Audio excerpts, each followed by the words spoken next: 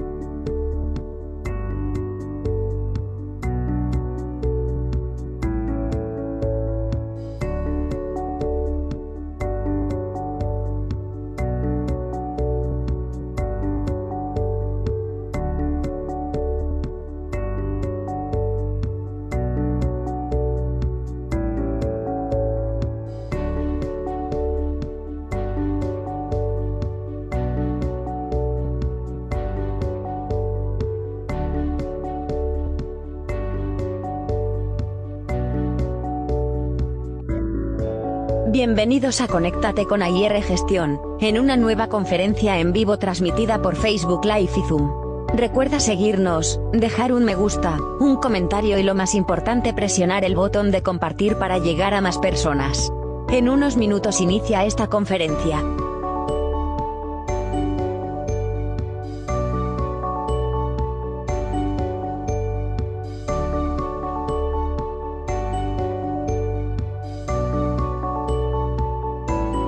Bienvenidos a Conéctate con AIR Gestión, en una nueva conferencia en vivo transmitida por Facebook Live y Zoom. Recuerda seguirnos, dejar un me gusta, un comentario y lo más importante presionar el botón de compartir para llegar a más personas.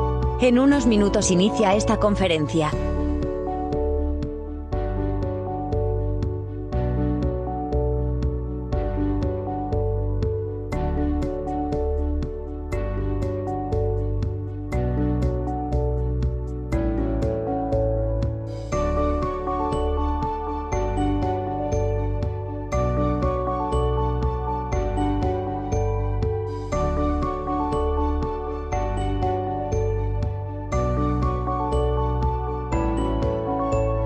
Bienvenidos a Conéctate con AIR Gestión, en una nueva conferencia en vivo transmitida por Facebook Live y Zoom. Recuerda seguirnos, dejar un me gusta, un comentario y lo más importante presionar el botón de compartir para llegar a más personas. En unos minutos inicia esta conferencia.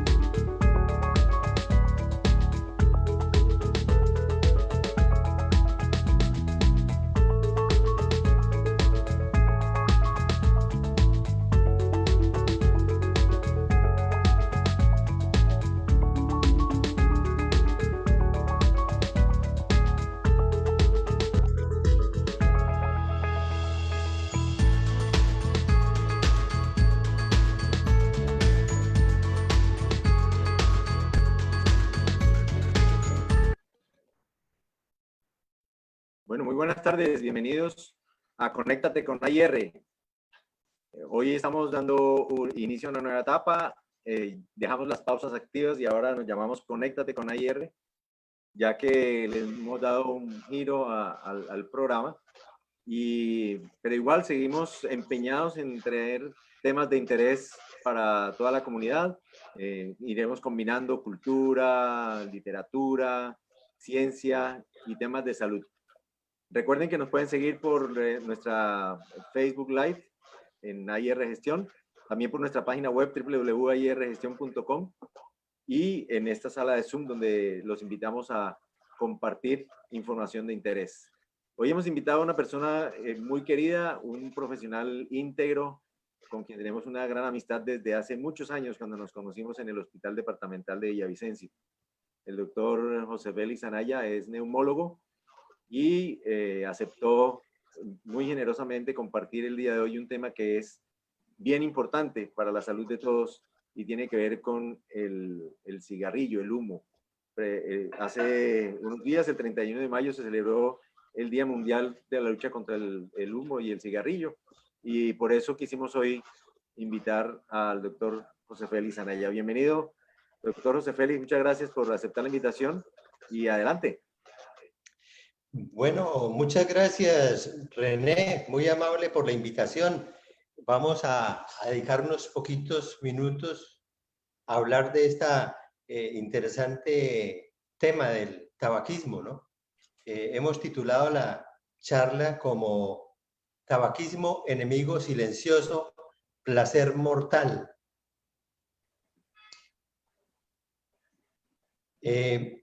Tenemos que recordar antes de avanzar en el tema que el tabaco es un producto originario de nuestra América. Nuestros ancestros indígenas usaban el tabaco sobre todo en ceremonias religiosas. Esa era la connotación fundamental del tabaco, ¿no? Con el tiempo, con la conquista y con la colonización por parte de los europeos de este territorio, este tabaco fue llevado a Europa y allí fue donde definitivamente se le dio el valor desde el punto de vista del bienestar y del placer, ¿no? Y de ahí comenzó a darse el fenómeno del daño que se fue gradualmente generalizando con el tiempo, ¿no? No fue siempre igual, ¿no? Realmente fue con la época de la Revolución Industrial, con la época de la Primera y la Segunda Guerra Mundial, cuando se masificó el uso del tabaco, y estas consecuencias del uso masivo del tabaco las venimos a ver mucho tiempo después, quizás unos 20, 30, 40 años después. La siguiente. La siguiente.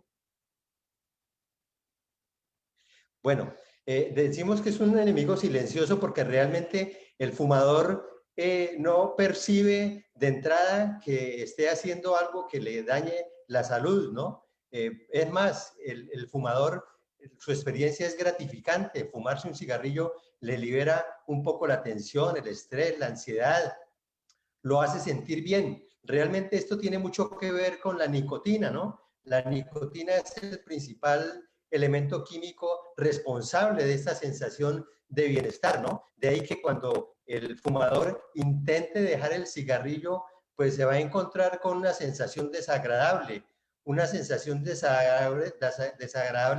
que impide que fácilmente deje el cigarrillo. Eso hace que este vicio de fumar se convierta en un negocio espléndido para las tabacaleras, en el sentido en que uno no necesita este producto y se lo comienza a usar tempranamente en la vida y con el tiempo no se puede despegar de él. Lo tiene prácticamente de cliente para toda la vida, ¿no? Y es silencioso el efecto porque el efecto no lo va a ver uno en forma inmediata, sino que toma tiempo, toman años, toma décadas en que se sienta, ¿no? Cuando ya está uno que las consecuencias del cigarrillo probablemente nos ha cogido mucha ventaja, ¿no? Entonces realmente sí se trata de un placer mortal, se trata de un gusto mortal, porque de una manera inconsciente o no bien informada, generando daño. La siguiente.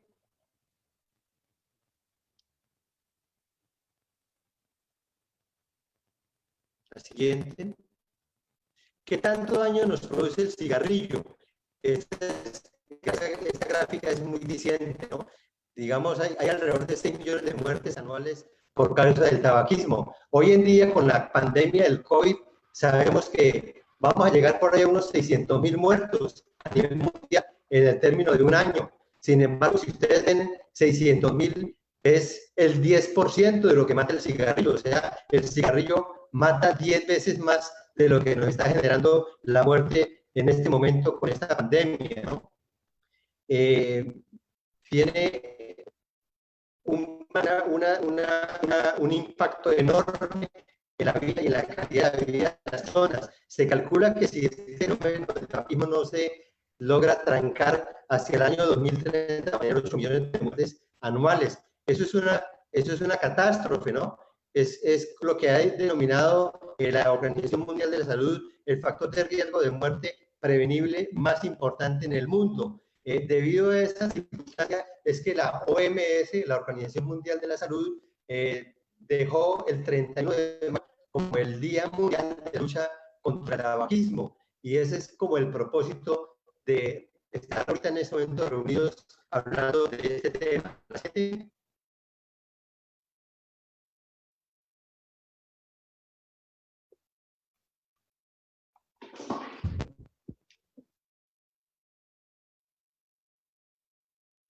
En Colombia la situación es muy parecida a la situación mundial.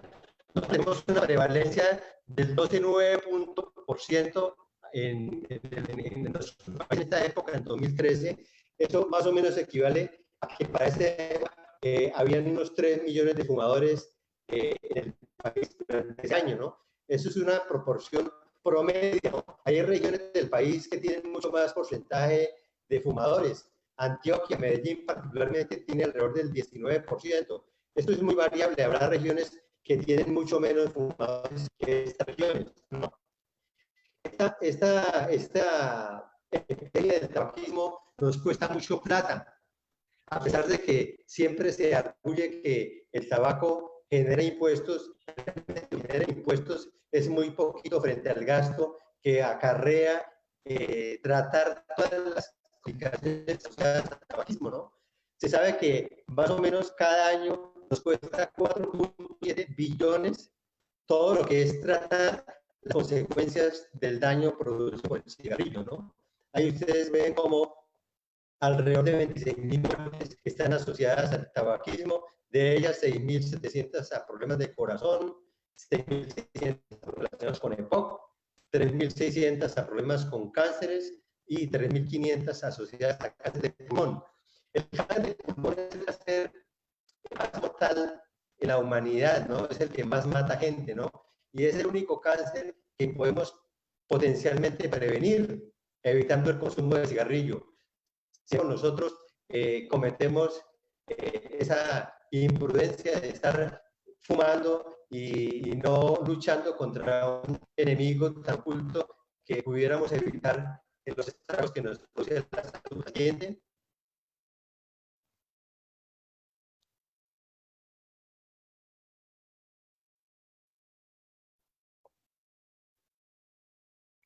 Bueno, del cigarrillo se sabe que ya se saben muchas cosas, alrededor de sus 7.000 sustancias presentes en el mundo del cigarrillo, en algo tan insignificante, tan pequeño, que uno no se alcanza a imaginar que haya tanto elemento químico en ello, ¿no? Alrededor de sustancias de esas que son peligrosas para la salud, y de ellas alrededor de 69 son cancerígenas, ¿no?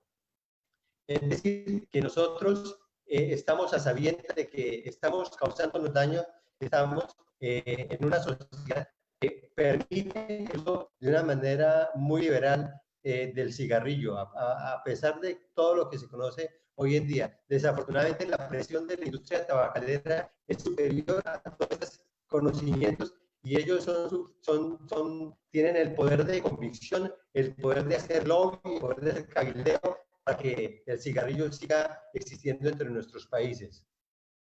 Fumar más de 10 cigarrillos al día se sabe que le quita 5 años a la esperanza de vida y digamos que aumenta la probabilidad de cáncer en alrededor de 20 veces de cáncer de pulmón respecto a los no fumadores. O sea, es bien evidente el papel nocivo del cigarrillo. La siguiente.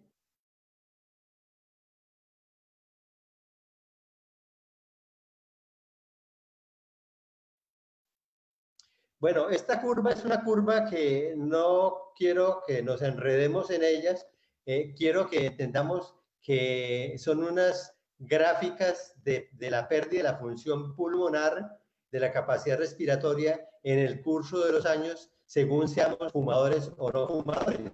En la gráfica punteada de color azul clarito, vemos ¿qué le ocurre al pulmón de una persona que no fuma con el curso de los años?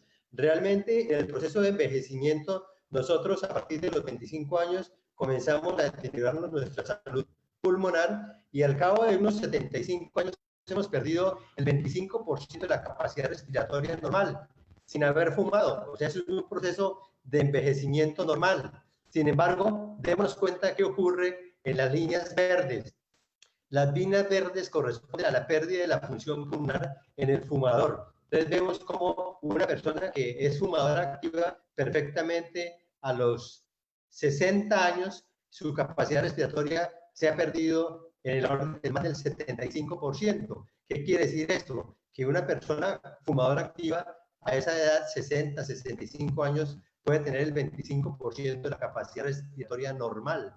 Eso escasamente le permite vivir con muchas limitaciones, o sea, vive, pero es una persona que no puede andar un poquito más rápido por la calle o en la casa tiene que estar muy quieto o tiene que desplazarse en vehículos o sencillamente tiene que quedarse guardado porque su capacidad respiratoria no le permite desplazarse por su cuenta, ¿no? Ya tiene que de pronto estar necesitando usar oxígeno como una medida necesaria para vivir con alguna comodidad. Entonces, esta gráfica nos orienta a que el cigarrillo está claramente demostrado que hace perder función pulmonar con el curso de los años y que lo hace perder de una manera muy lenta y progresiva, de tal manera que la gente ni se da cuenta, no se da cuenta que se está enfermando, sencillamente va limitándose cada vez más, va restringiéndose cada vez más su vida hasta el momento en que está prácticamente confinado en su casa, como estamos ahorita con esta pandemia del COVID. La siguiente.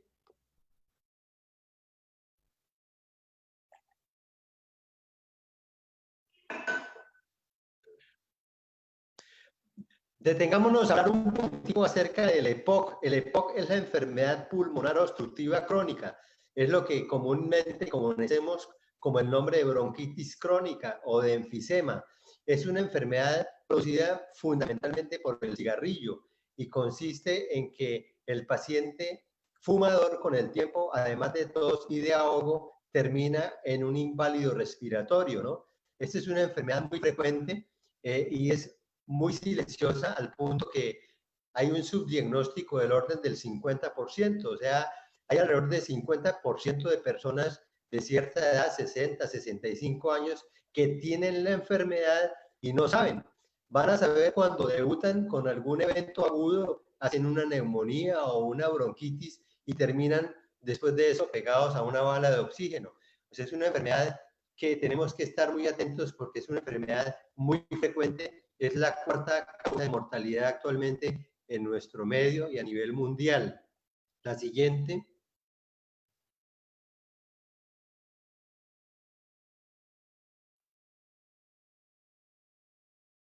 Bueno, esto es como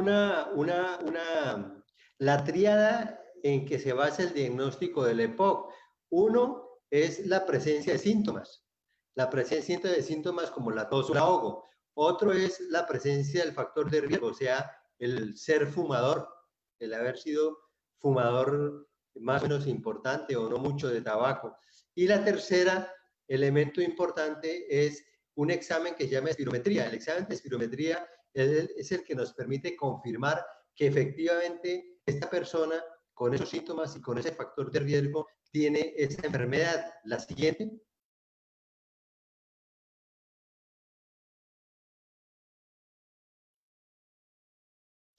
Bueno, esta es como una forma muy gráfica como evoluciona la enfermedad EPOC. La primera etapa es una etapa en que el paciente tose y expectora y se confunde con la tos del fumador. Entonces, es la persona que tose todas las mañanas por lo general y le echan la culpa al cigarrillo y cree que eso es por el cigarrillo y no toma ninguna acción. En la segunda etapa, aparece la disnea, que es el ahogo. La persona pues sencillamente disminuye el grado de actividad y sigue año tras año con el problema. La tercera etapa, ya el la situación se vuelve un poquito más complicada y aparecen las exacerbaciones, las recaídas, las hospitalizaciones. Es la persona que termina hospitalizado 1, 2 veces, 3 veces al año por bronquitis o por neumonía. Y finalmente la cuarta parte, la cuarta etapa, es la etapa más avanzada de la enfermedad, en que la persona tiene una calidad de vida muy deteriorada, está pegada a una bala de oxígeno, está usando en forma permanente medicamentos y prácticamente está dependiendo de otras personas, familiares o amigos en su casa. Ha perdido la capacidad laboral, ha perdido toda la capacidad de trabajo que tenía en su juventud o en épocas más tempranas. La siguiente.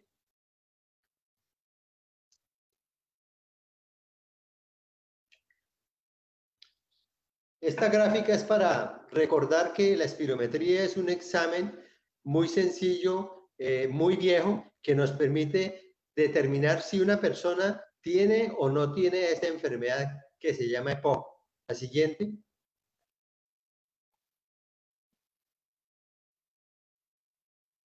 Bueno, el cigarrillo solo produce EPOC. Aquí hay una lista, digamos, parcial de enfermedades.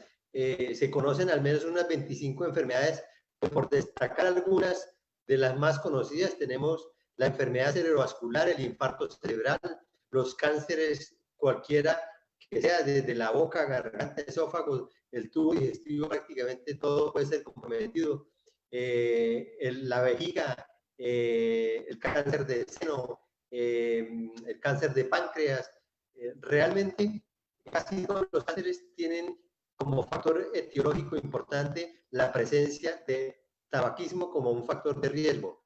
También la úlcera gástrica, la enfermedad arterial vascular periférica. Estos pacientes que terminan con amputaciones de sus extremidades muchas veces son condicionados por el cigarrillo. El cigarrillo produce una vasoconstricción, produce una estrechez de las arterias que irrigan las extremidades, y con el tiempo el paciente termina con tan mala circulación que cualquier infección de un pie, de una pierna, o termina fácilmente en amputación. Entonces, eso es una de las tantas consecuencias del cigarrillo. A nivel de la mujer embarazada, se sabe que el cigarrillo determina la presencia de bajo peso al nacer, determina la presencia de placenta previa, de mala implantación de la placenta, y también determina un crecimiento disminuido del pulmón del recién nacido. O sea que el cigarrillo en el niño, en el feto, ocasiona problemas que a futuro pueden terminar en un EPOC sin que el niño se haya fumado o el individuo se haya fumado un cigarrillo en su vida. La siguiente.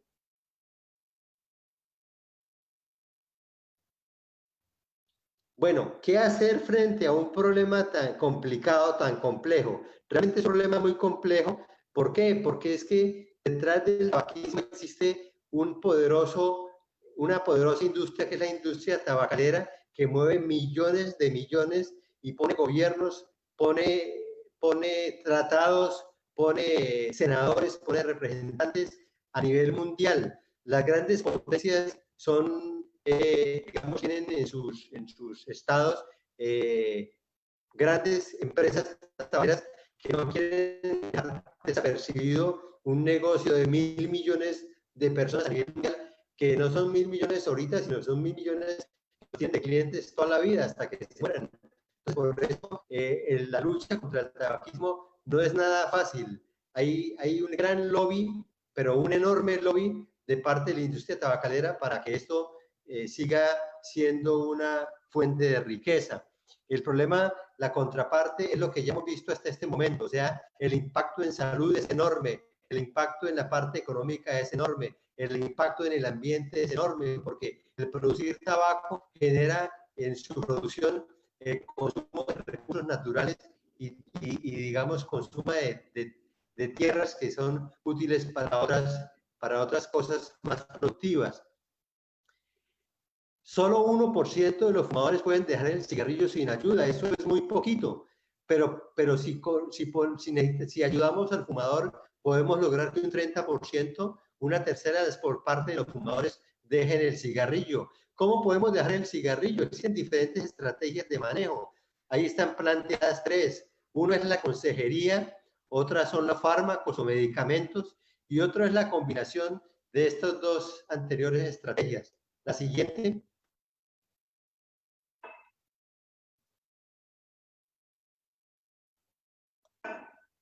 ¿En qué consiste la consejería? Como el nombre lo dice, es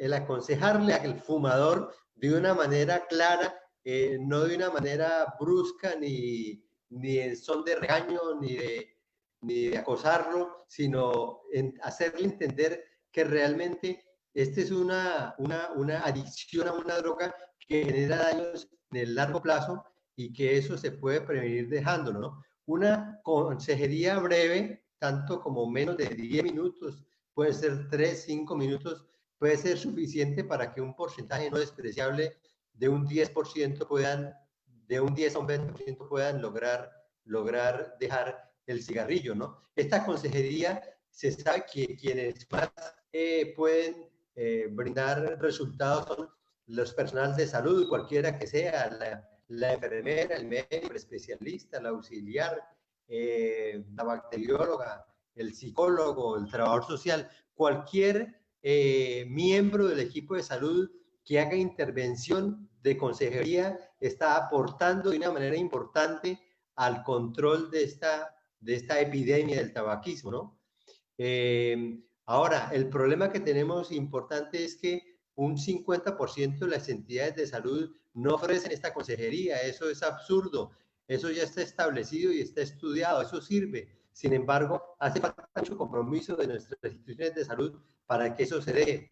¿Qué quiere decir esto? Que nosotros, cualquiera que sea nuestra actividad profesional en salud, si estamos frente a una persona que es fumadora, la primera preocupación es indagar si la persona fuma o no fuma.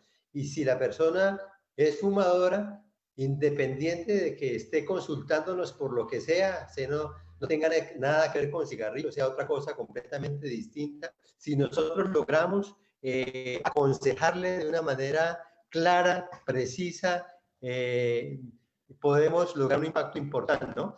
Hay otras consejerías más intensivas, como dedicarle 30 minutos de una manera persistente y en un equipo multidisciplinario que logra, por supuesto, mejores resultados, pero eso obedece ya a un plan un poquito más elaborado de una clínica de tabaquismo que existen muchas en el país y que con un trabajo arduo y un trabajo disciplinado logran y han logrado hasta el momento, digamos, resultados importantes en que la gente deje de fumar. La siguiente.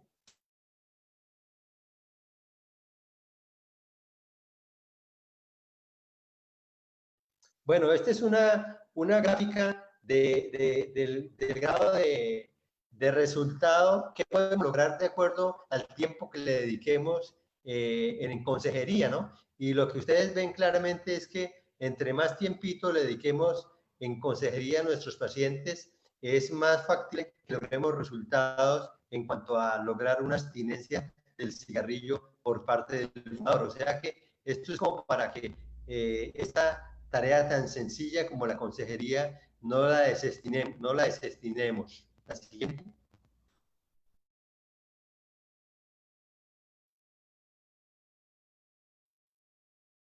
Bueno, esto está bien establecido por organismos especializados y que la consejería consiste básicamente en cinco pasos. Una es averiguar si la persona es fumadora o no fumadora, o ha sido fumar en algún otro tiempo, la intensidad del cigarrillo, no es lo mismo fumarse 3 cigarrillos diarios que fumarse 10 o 20 cigarrillos diarios. En la medida en que logremos averiguar esa presencia de tabaquismo, debemos asesorar en el sentido de que el paciente entienda la necesidad de dejar el cigarrillo, averiguar en qué tantas veces ha intentado dejarlo, cuál ha sido la dificultad de dejarlo y buscar el concurso de la mayor cantidad de personas que nos puedan ayudar en este propósito, ¿no? Buscar un equipo, buscar un equipo multidisciplinario, apreciar qué tanto está interesado nuestro paciente o nuestro amigo, nuestro vecino, nuestro familiar en dejar del cigarrillo, ¿no? Hay personas que pueden querer dejar el cigarrillo, como hay personas que no les interesa y no ven la necesidad, y pues no puede uno ir más contra la corriente, ¿no? El otro punto es ayudarlo en este proceso, ¿no? Este es un proceso lento, no es un proceso de una sola vez, es un proceso que toma tiempo, toma semanas, meses, y uno tiene que acompañar al fumador en este proceso, porque ustedes saben que las personas que han sido fumadores y que han dejado de fumar, muchos han tenido un intento, 2 intentos, y algunos después de varios intentos lo han logrado, otros han recaído después de haber dejado 6 meses. Acordar quiere decir comprometerse con la persona en algunas fechas, en algunos compromisos para ir dejando el hábito del cigarrillo. La siguiente.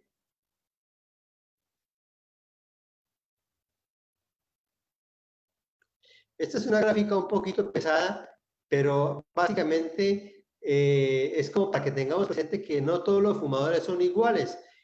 Aquel fumador que se fuma el primer cigarrillo antes de bajarse de la cama es un fumador que tiene un grado de dependencia muy alto del cigarrillo, ¿no? O aquel fumador que se fuma 10, 20 cigarrillos al día es un fumador que tiene un alto grado de dependencia del cigarrillo. Son los que están ejemplarizados en los cuadritos amarillos, son los pacientes con una alta dependencia en quienes va a ser un poquito más difíciles, pero por supuesto no imposible, hacer el trabajo de dejar el cigarrillo. La siguiente.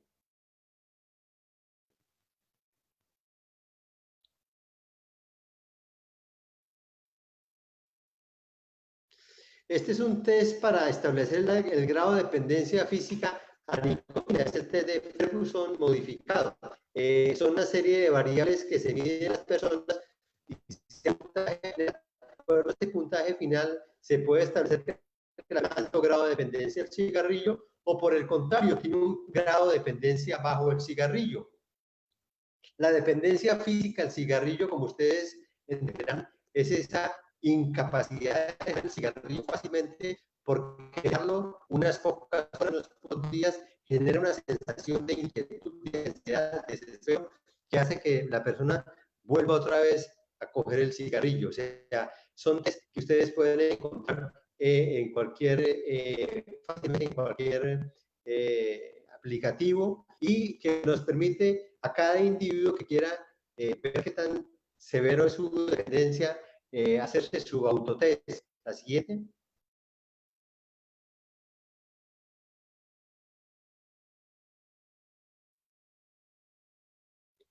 Bueno, el fumador tiene un proceso para dejar del cigarrillo, ¿no? Hay diferentes fases. Ustedes hay una fase de contemplación, es aquel fumador que se la pasa los años pensando si deja el cigarrillo o no, que ya lo voy a dejar, que el año entrante, que el otro mes. Bueno, en ese punto puede pasar mucho tiempo, ya puede pasar a una etapa un poquito más avanzada y llegar al punto en que definitivamente se toma la decisión en serio y busca la ayuda, o espontáneamente por su cuenta lo deja, y con algún grado de dificultad diferente cada uno. La siguiente.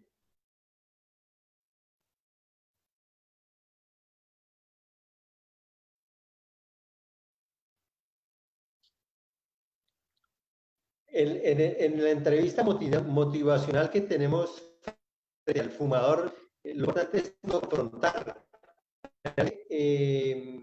El fumador es una persona que sufre de una adicción a la nicotina, es una adicción muy poderosa. El poder de la adicción de la nicotina es superior al poder de la adicción de drogas tan pesadas como la cocaína, como la heroína.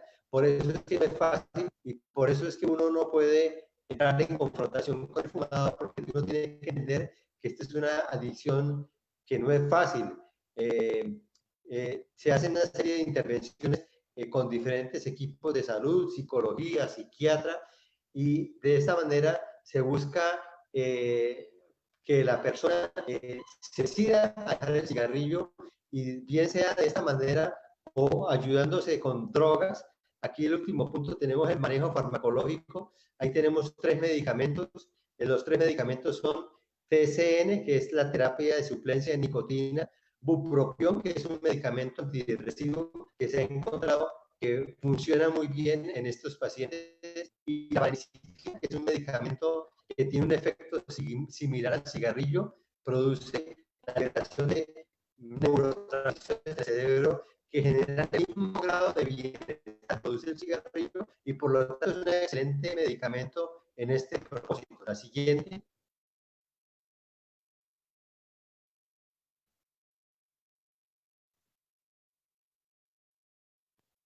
La terapia de suplencia con nicotina, ustedes conocen, he oído hablar de los chicles de nicotina, de los parches de nicotina.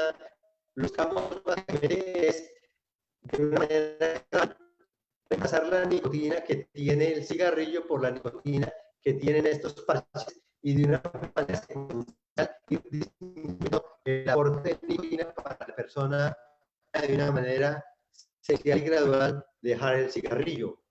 El bupropión es un medicamento antidepresivo que se ha usado con buen éxito en el propósito de dejar el cigarrillo, inhibe la acción de una serie de medicamentos y sustancias, y lo más importante para que entendamos el papel del medicamento es que impide el síndrome de abstinencia que se genera en el fumador del cigarrillo. Entonces, la forma de usar este medicamento es que un mes antes de la fecha señalada o el día en que la persona ha establecido para dejar el cigarrillo, se comienza a usar este medicamento.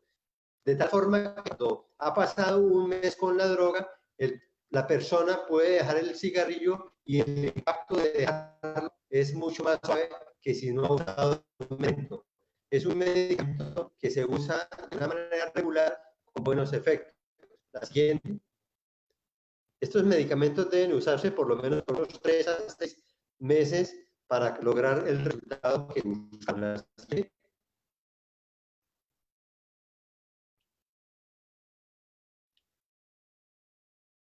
La vareniciclina, que es otro medicamento más reciente, este tiene el papel fundamental de desencadenar en el cerebro una serie de efectos similares a los que produce el cigarrillo. Entonces, lo que estamos haciendo es reemplazando el cigarrillo por este medicamento que impide que la persona se sienta mal al dejar el cigarrillo. El inconveniente del medicamento es que tiene una serie de efectos que no son nada fáciles de manejar, como la depresión, y la persona que es deprimida, que tiene depresión mayor, riesgo de hacer riesgos suicidas. Entonces, es un medicamento que tiene que ser visto con mucha precaución. Hay otra serie de alternativas que se han usado, como la acupuntura, la hipnosis, la homeopatía, que realmente no se usan de una manera académica que sean un impacto en el dejar de fumar, aunque de manera anecdótica muchas personas le cuentan a uno, se encuentra uno que tal o cual otro de esos medios les ha podido funcionar. Si le funciona a alguno, pues bienvenido. Lo importante es que la persona logre superar este vicio. La siguiente.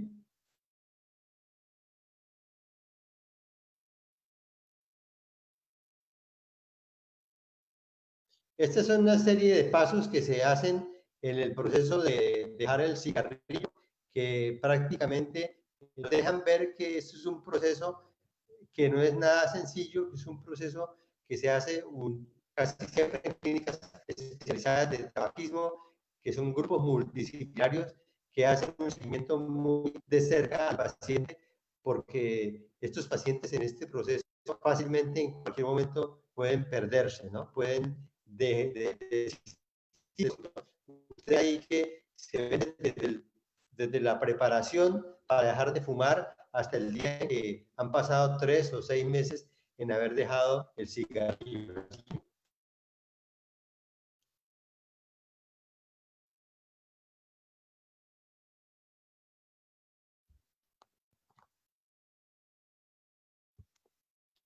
Bueno, ya para finalizar, y quiero que revisemos un poquito ¿Qué pasa cuando uno deja el cigarrillo? ¿Qué pasa cuando yo dejo el cigarrillo? Ustedes ven ahí una serie de, de fenómenos que se dan en el tiempo y que básicamente lo que nos dicen es que dejar el cigarrillo paga. Dejar el cigarrillo paga porque en momentos tan rápidos como 20 minutos, en 20 minutos de dejar el cigarrillo, la presión arterial se nos trata de normalizar, al igual que el pulso.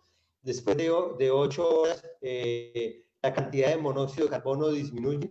El monóxido de carbono es un gas que está presente en el humo del cigarrillo y compite con el oxígeno por la hemoglobina, o sea que es una forma de estar intoxicando nosotros con monóxido de carbono el estar fumando, ¿no?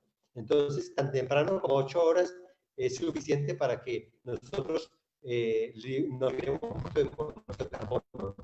El riesgo de infarto disminuye tan temprano como 24 horas después de dejar el cigarrillo, pero no quiere decir que baste solo 24 horas, casi que hay que pasar unos 3 años para que el paciente tenga un factor de riesgo parecido a un fumador el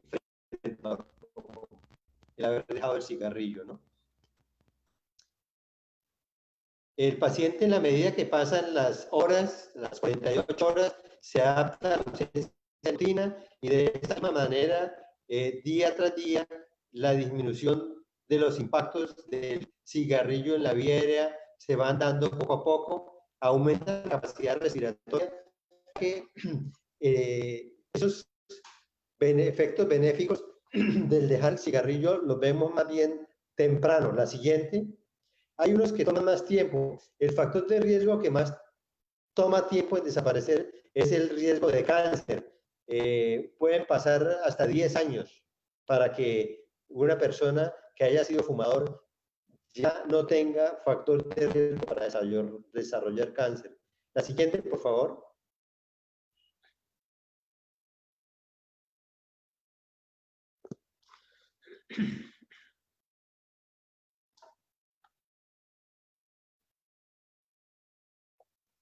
Ustedes ven acá cómo meses tras meses se van logrando muchos beneficios hasta que llegamos a los 10 años, que es el riesgo de contraer cáncer. O sea que para que una persona un fumador esté tranquilo, que ya cáncer de pulmón no le va a dar, ha tenido que pasar por lo menos 10 años entre el haberse fumado el último cigarrillo y digamos, ese alivio de estar con alguna tranquilidad de que tiene poca posibilidad de desarrollar cáncer de pulmón. O sea que nunca es tarde para dejar de fumar, no es una tarea fácil, pero hay que emprenderla por todo esto, ¿no? El principal sector a quien se dirige la industria tabacalera es adolescente. Ese adolescente que en esa etapa de rebeldía, en esa etapa de cambio, en su crecimiento y desarrollo, fácilmente se puede llegar al cigarrillo. Y el cigarrillo es la puerta de entrada para otra serie de productos que generan adicción, como el alcohol, como la cocaína, como la heroína. Entonces, no sobra ser cuidadosos con nuestros adolescentes. Entonces, así como la industria tabacalera tiene su target, tiene su centro en los adolescentes, nosotros como sociedad, como profesionales de la salud, como gobierno, como comunidad, debemos cuidar nuestros escolares, debemos cuidar nuestros adolescentes, porque son la población más vulnerable para iniciarse en digamos, en esta adicción, en esta drogadicción. La siguiente.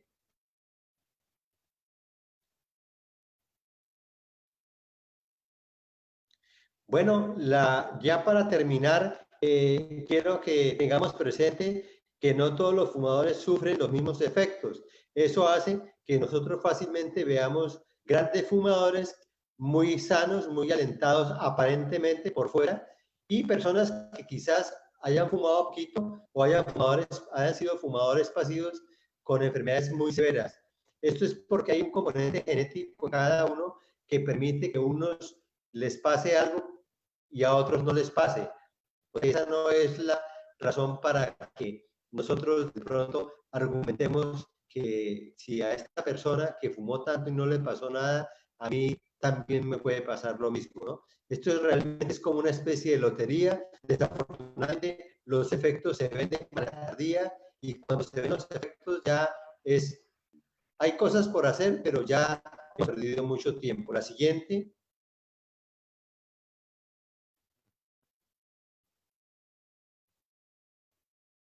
Finalmente, agradecerles la paciencia, la puntualidad, que nos disculpen la tardanza en el inicio de la charla, pero pues siempre tenemos algunas dificultades, pero logramos el objetivo de poder intercambiar esta información. Muchas gracias, René, muchas gracias a la audiencia y no sé si hay forma de alguna responder alguna inquietud, si se puede. Muchas gracias, René. No, al contrario, José Félix, muchas gracias. Excelente exposición, muy bien estructurada, con suficientes elementos, además de tu amplia experiencia profesional en tu consulta y en el Hospital Departamental de Villavicencio que tanto queremos todos. Pues se abre el micrófono para que las personas que están, o el chat, para que las personas que están por Zoom o por Facebook Live, si tienen alguna pregunta. Mientras tanto, quiero comentarles que en estos días estábamos leyendo un libro que se llama Burlar al Diablo, de Napoleón Hill. Es un libro escrito hace muchos años y es un libro muy interesante, se lo recomiendo, donde él habla de los hábitos y cómo la indecisión y una serie de elementos a través de una entrevista que le hace al diablo el autor.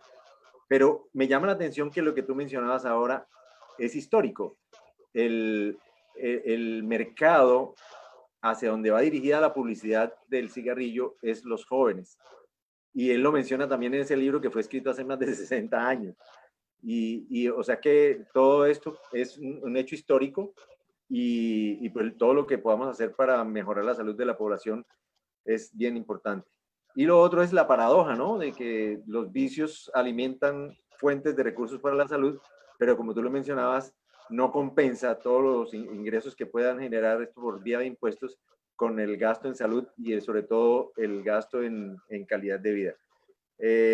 Reinaldo nos dice, bueno, Reinaldo Bernal en Villavicencio nos pregunta o nos comenta que los cigarrillos electrónicos causan el mismo daño. ¿Ese es el vapeo que llaman? Ya, el cigarrillo electrónico lo está promocionando Philip Morris teóricamente para dejar el cigarrillo, pero realmente el cigarrillo electrónico está demostrado que es tan dañino como el mismo cigarrillo, ¿no? El vapeo, ya sabemos que la situación ha habido muertes en Estados Unidos y están a puertas de prohibirlo, ¿no? Porque se ha generado muertes por el uso de esto, ¿no? No, E incluso el agravante, hoy en día tenemos adolescentes que sin haberse probado un cigarrillo, sin haberse fumado un cigarrillo, ya se iniciaron en esta otra técnica del vapeo. Me gustaría como que agregar un pedacito a eso y hacer una pregunta por el mismo lado. Pues al agregarle, porque pues yo sí he leído sobre eso, he escuchado mucho sobre eso, incluso he comprado productos de esos. Tengo entendido que los productos lo que sucedió en Estados Unidos fue por alteración en los líquidos que viene para los vaporizadores. Esos son los vaporizadores y que alteraron estos líquidos, que por eso fue la intoxicación que tuvieron esos jóvenes prácticamente. Y pues he visto las comparaciones entre los dos cigarrillos, entre el cigarrillo normal y el eléctrico, la comparación normal, succionar aire y la cajita de algodón. La diferencia es notable, pero sí lo que se miraba era el agua en los pulmones. ¿Qué tan perjudicial puede llegar a ser eso? Sí, realmente lo que se sabe es que no son, digamos, son instrumentos no inocuos, o sea, generan daño y realmente es muy sintomático que las mismas tabacaleras estén vendiendo esto, ¿no? O sea, ellas no dan paso sin buscar algo. Cuando se generó la publicidad que vemos en las cajetillas de cigarrillo, se vio que antes que disminuir el consumo de cigarrillo, eso aumentó el consumo de cigarrillo. O sea, digamos, ellos no dan puntadas sin dedal y realmente pues ellos están tras de un negocio de mucha plata. O sea que cualquier cosa que estén haciendo ellos, uno debe mirarlas con precaución. Muy bien. Reinaldo nos pregunta, los hijos de madres fumadoras, ¿cuánto tiempo, qué procesos deben realizar para mejorar su salud? Me imagino que Bueno, será entre el... El cigarrillo disminuye el crecimiento del pulmón. O sea, si nosotros tenemos en la vida adulta 300 millones de alvéolos, vamos a poner que ese paciente, hijo de una madre fumadora, va a tener una proporción mucho menor de alvéolos, 200, 150. O sea que el crecimiento del pulmón se va a ver limitado y por tanto son futuros individuos con EPOC. Sí, señor. Desde Bueno, desde listo. el mismo vientre materno. José Félix, muchas gracias. Creo que no hay más preguntas. Muchas gracias a todos los participantes que se unieron a través de Zoom y a través de Facebook Live. Gracias por su participación, especialmente a ti, José Félix. Conocemos de tu experiencia, de tu calidad como profesional, de tu ética profesional, una de los colegas de los que uno se puede honrar de ser un profesional íntegro. Así que me siento muy orgulloso de que hayas aceptado la invitación y vamos a compartir una imagen ahora que es un sencillo gesto de gratitud para contigo. Y al mismo tiempo, pues los invitamos a que visiten nuestra página web. Estamos allí haciendo publicaciones en el blog. Y también estamos a puertas de iniciar el lanzamiento de unos cursos virtuales para que estén pendientes. Y recientemente iniciamos la publicación de podcast, una nueva forma de comunicarnos a través de podcast que estamos publicando por varios canales. José Félix, este es un sencillo diploma de gratitud hacia ti por haber compartido hoy en nuestro programa Contáctate con AIR Gestión. Entonces, a todos muchas gracias. Les deseamos un feliz resto de noche y nos vemos en el próximo programa el sábado a las 6 de la tarde. Feliz tarde para todos. Muchas gracias, René.